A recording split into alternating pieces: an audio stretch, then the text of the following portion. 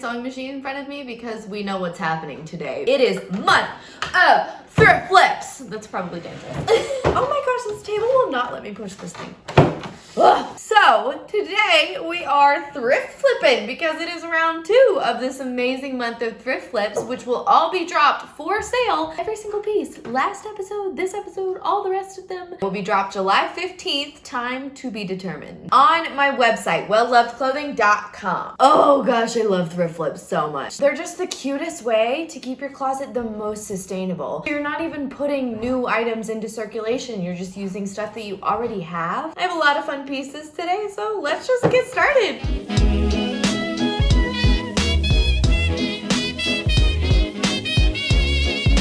Our first piece for today is this adorable checked dress. It is buffalo check, amazing, little vintage midi dress with these pockets across the front, a little tie waist in the back, and then the buttons down the front are so cute and they actually function. The length is amazing, the color is this really cool, almost greeny tan, and I love a good buffalo check. Today's plan is to take this amazing fabric, cut off the skirt, and create these. I saw these on an ad on my Instagram. They're actually from Forever 21. Don't like fast fashion, obviously, but I get a lot of my inspiration from styles that are happening now. So when I saw these, I immediately thought, oh my gosh, I have that dress. I'm gonna make some checked pants. So that is exactly what we're doing today with this. We are going to cut off the top, make that into a crop top, and get rid of these weird pocket flaps. And we will definitely have enough fabric to make a really cute pair of pants. It's gonna be so cute, so let's get started.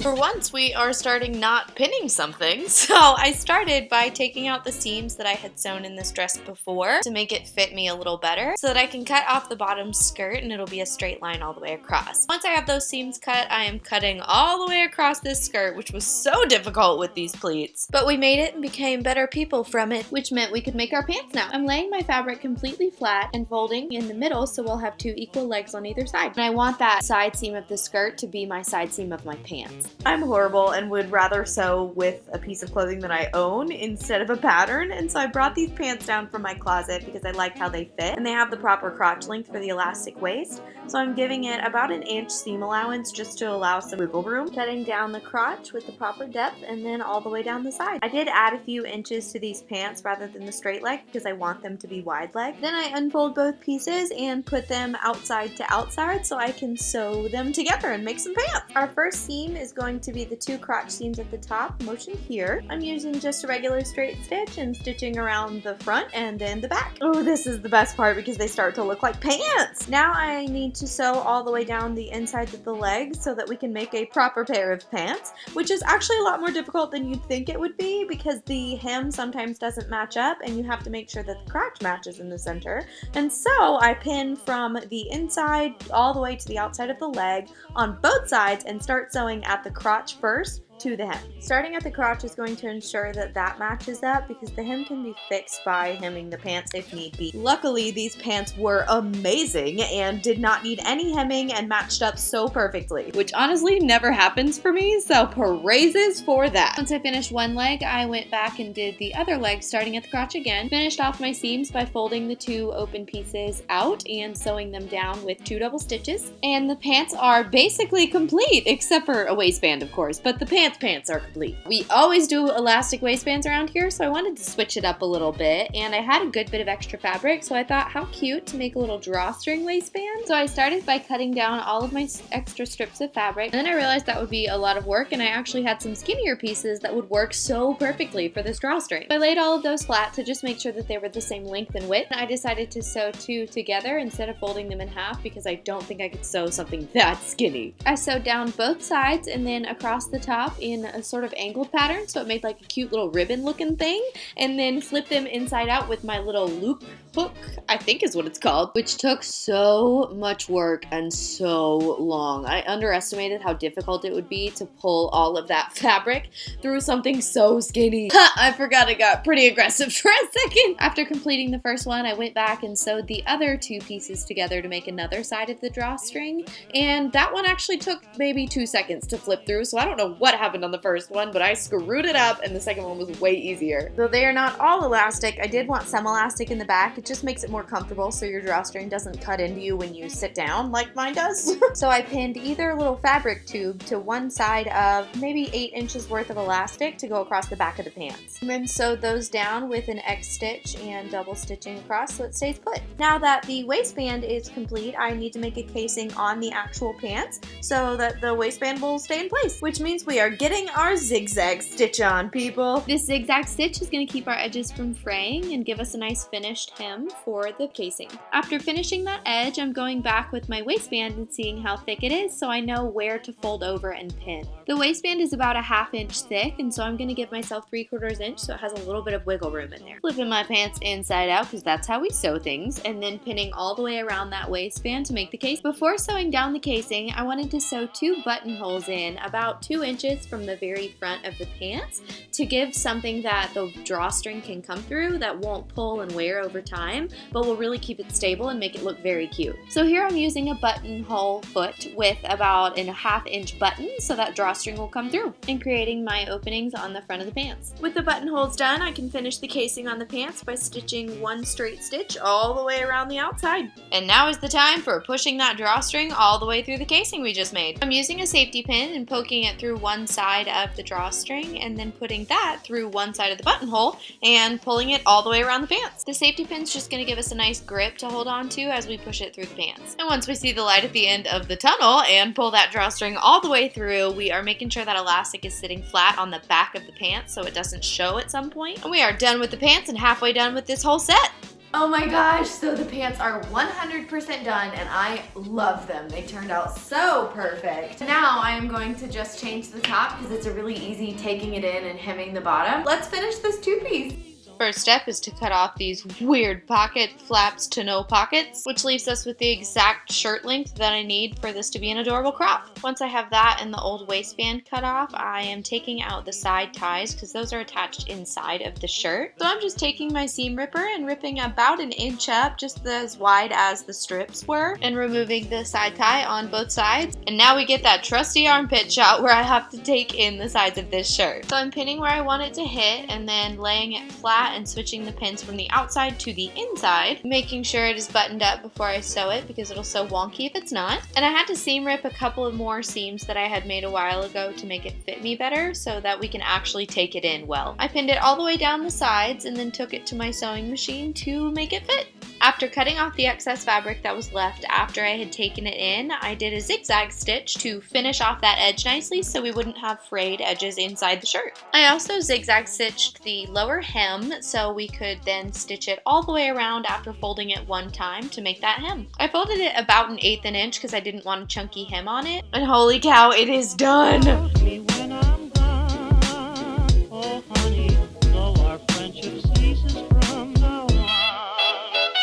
Oh my gosh, how cute. A buffalo check is one of my favorite patterns, but then on top of that, this adorable set with this cute drawstring waist and the buttons. Ooh, so good. Just like a perfect pant, and I am obsessed. And I left it a little bit bigger, so I'll have a range of sizes in my thrift flip launch, and I just, oh my gosh, I just love it. Ready to wear, good to go.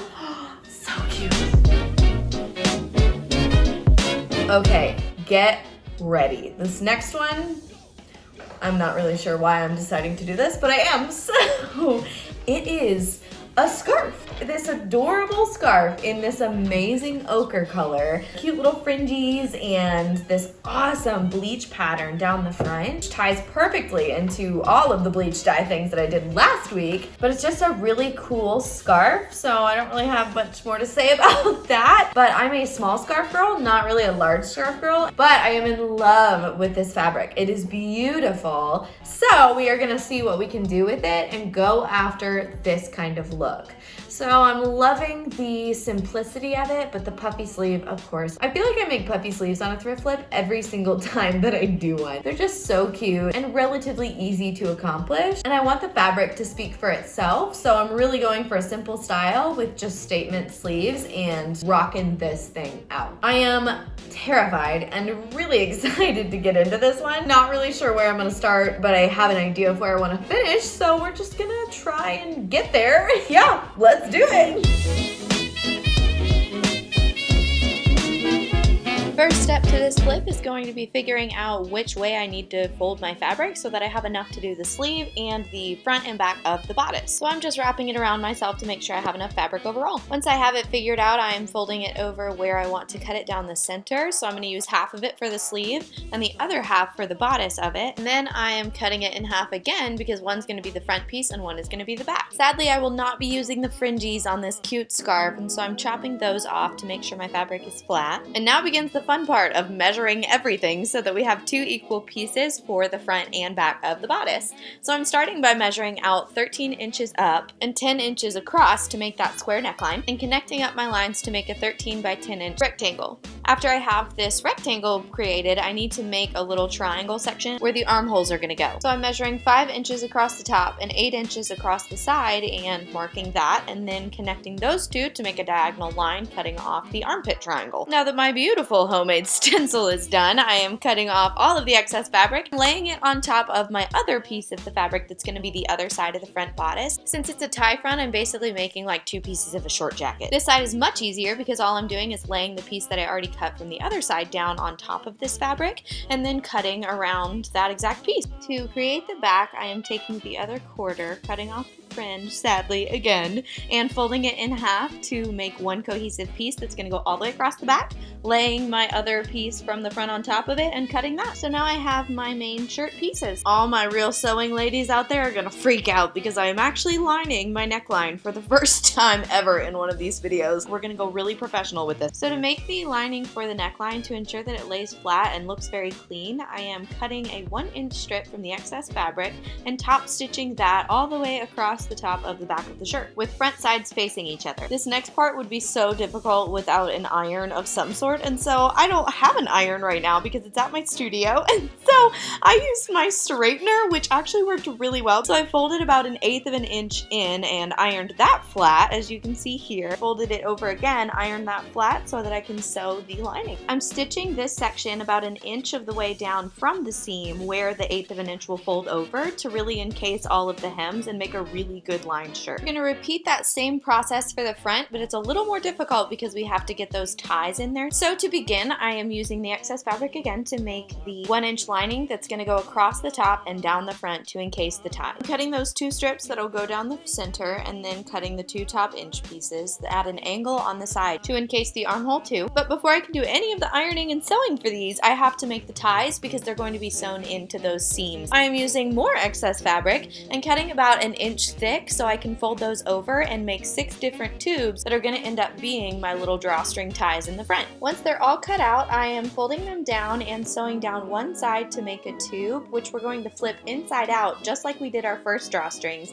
but these are not 2 pieces sewn together, they're just 1 piece folded over. Once they're stitched up the side, I am taking my loop hook again and flipping these right side out, which again, these took way shorter than that first set that I did. I repeated this 6 times to make all my straps, and now we can attach them. So I'm laying both of my front pieces flat and taking off those sections that we're going to sew the lining into, and then measuring where I want those straps to hit. I like the look of them being about 2.5 inches apart, so I measured them to make sure they were the same distance and then pinned them down. Laid the lining fabric on top and sewed the seam straight down the front. And what would a well-loved thrift flip be without a mistake? And so mistake number 1 was not thinking to put the straps on the long side coming out the front, so I had them long coming out of the inside of the shirt, which was not going to work. So I had to seam rip the holes where the strips were and then sew the seam again with the strips facing the correct way, which was not a big deal. So easy fix, yay! I repeated the same process without the mistake this time on the other side of the shirt and then attached the 1-inch lining to the neckline of the shirt. And back to the ironing board or my kitchen counter with a flat iron, and I'm folding 1/8 of an inch up on both sets of lining, so across the top and down the side, and ironing that down to keep those seams inside of the lining. With the 1/8 of an inch done, I am going back and folding it at the seam, and this is what really gives that lining a good casing to the whole piece and gives it a really clean look. So I'm ironing that flat and doing the same to the facing on the top of the shirt, and then I'm going to sew about 1 inch from the seam where the bottom of that facing was to encase the 1/8 of an inch fold in the 1 inch fold. I was so scared that I was going to sew these little strips of fabric into this facing that I tried so many times to just move them out of the way. I repeated the same process of ironing and sewing on the other side of the shirt, and oh my gosh, it's looking like a shirt! It's so cute! So I'm laying it flat so I can attach the front to the back now, laying the back on top of it, and then pinning down the sides to make sure that the sides match up. Sewing down one side and then the other, and then finishing both of the internal stitches with a zigzag stitch so they won't fray and it'll be finished nicely. And with the bodice done, I can move on to the sleeves. Oh my gosh, we're almost done and I'm getting way too excited. So, cutting off the fringes of the other half of the scarf that we cut off earlier, folding that in half because we want 2 sleeves that match, and then cutting that in half to make the 2 separate pieces of fabric for the sleeves. Here I am sewing the 2 edges of the sleeve that we just cut so we can make a tube that actually looks like a sleeve. I used the finish edge of this scarf for the inside of the sleeve, so we won't actually have to finish these seams because they were already finished on the scarf. Repeating the process with our other sleeve to make a tube and then laying them flat on top of each other so we can start cutting the correct shape and get to gathering. Using my trusty little cap sleeve that I cut off of a t-shirt to make the line for this sleeve. It just helps to get that correct shape so your sleeve will fit correctly, and I'm leaving a good 4 inches to make it really puffy. I don't want to put elastic to puff this sleeve where the armpit is, and so I measured 3 inches up from my armpit V. We're going to keep it flat there. I cut my sleeve to about 13 inches, which is how long I wanted it, and measured my elastic up over my shoulder and around my arm. I thought that I was going to gather this sleeve, and so I started to do a nice little hem to make sure that it was flat and didn't have any frayed edges after I had gathered it. But then later I decided to do elastic, and so I have a very nice little casing with a folded 1/8 inch hem. I did, however, need to iron down a folded casing for the elastic at the bottom of the sleeve, so it wasn't too much lost here. My elastic was about 1/2 inch deep, and so I made a 3/4 inch opening and ironed that down all the way around. Sewed both of my little casing tubes down for the elastic, and again used my safety pin to push my elastic through the tunnels that I had made on the bottom of the sleeve and the shoulder. After 4 times of pushing this elastic through these tunnels, I was so glad to be done, and so I sewed my elastic together on the bottom of the sleeve and sewed my elastic to the shirt on the shoulder of the sleeve, and these balloon sleeves are giving me so much life. So the final step was to attach the sleeves to the shirt, which was very easy because we had 2 flat pieces to attach to each other. So I just pinned from the armpit seam of the shirt to the armpit seam of the sleeve and sewed that down, and oh my gosh, it's done!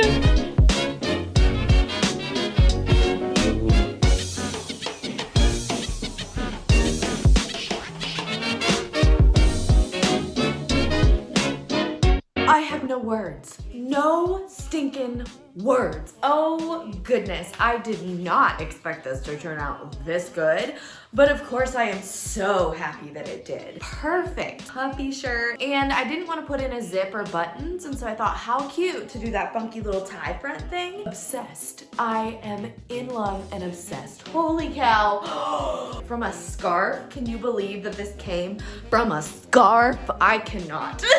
Best piece ever to end on. Oh, thank you so much for joining me today. I'm just gonna walk around in this top all day. Let me know which piece was your favorite below. Subscribe to my channel and mark your calendars for July 15 when all of these go live to buy. Yes, you can buy this shirt. I'll see you next week. You are well loved. Bye.